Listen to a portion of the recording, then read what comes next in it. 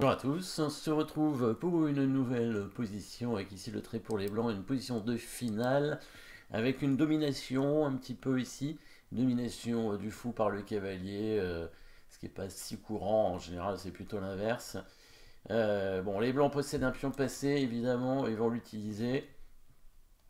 Par contre, il n'y a plus beaucoup de pions sur l'échiquier, donc ils ont intérêt à faire dame assez vite avec le pion, ou alors au moins gagner le fou pour faire dame avec l'autre pion, évidemment. Hein, ce sera le pion qui restera, le pion qui n'a pas bougé ici. En E2, donc c'est parti. Pour l'instant, il ne se passe rien. Il n'y a pas moyen vraiment de créer une menace de mat. On peut faire un échec avec le cavalier, mais ça va pas servir à grand chose. Hein. Si on fait échec. Bon, échec en C4 n'est pas possible puisqu'il y a le fou. Et cavalier en G4, on va éviter évidemment la fourchette. Hein. On va venir en D6 pour éviter la fourchette du cavalier.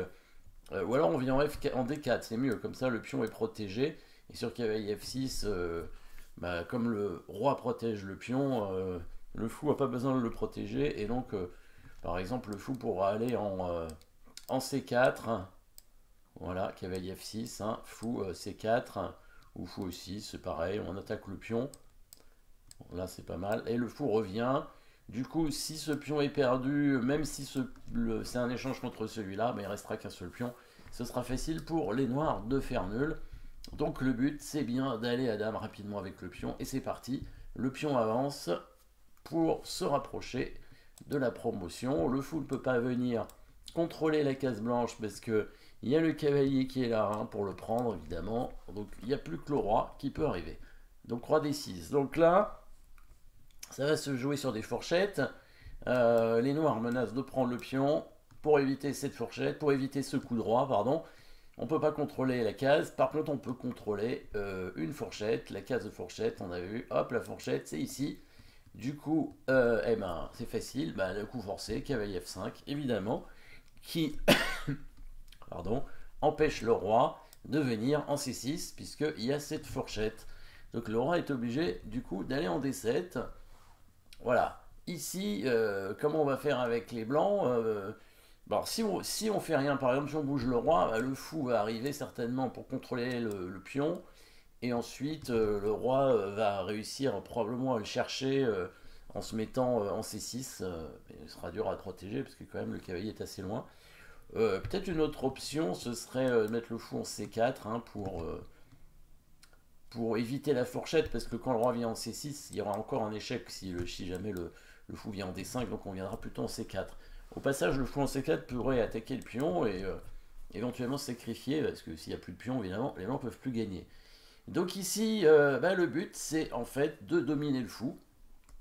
Et le prochain coup, c'est peut-être le plus dur finalement de la position, avec le cavalier qui va attaquer le fou. Le roi ne pourra pas le prendre. On met le cavalier en E7, attaquant le fou. Donc le roi ne peut pas prendre le cavalier, sinon pion fait dame, ça c'est facile.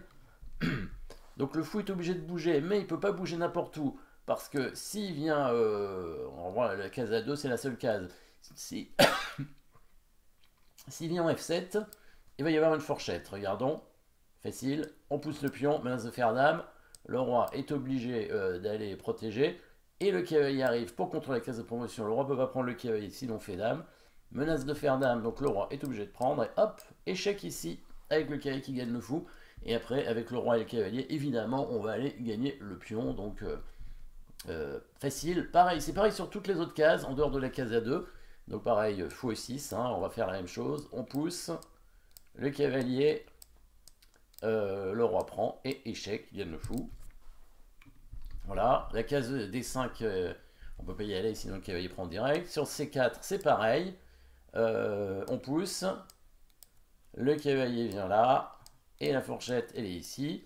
Ce sera évidemment pareil pour la case B3, on a bien compris. Donc il ne reste plus que la case A2, bien entendu. Et oui, il n'y a plus que la case A2 pour le fou hein, qui était attaqué. Maintenant, on va aller chercher le fou avec le roi, parce que le fou, pour l'instant, est trop loin d'une fourchette. Par contre, comme on a vu, hein, il n'a pas beaucoup de cases. Finalement, les 4 cases ici sont contrôlées directement par le cavalier, ce qui fait que il lui en reste plus beaucoup. Hein. Il ne reste plus que la case en B1. Le roi blanc va venir. Hop, c'est parti. Roi des deux.